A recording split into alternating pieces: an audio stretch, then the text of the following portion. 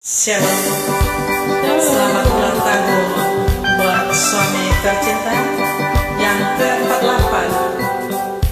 Sehat, panjang umur, apapun pergumulan saat ini, semoga Tuhan mengabulkannya. Amin. Setahun bunga besaku, salku sore hilala.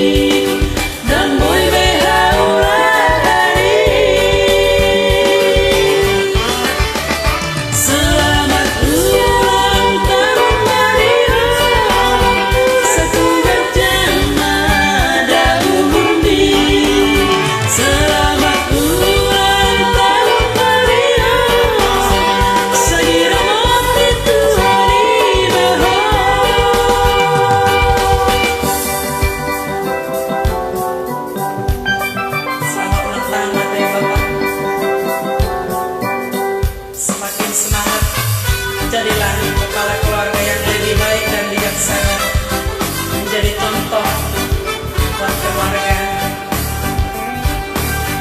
Doa yang terbaik buat Dan doakan masa di bawah setahun sudah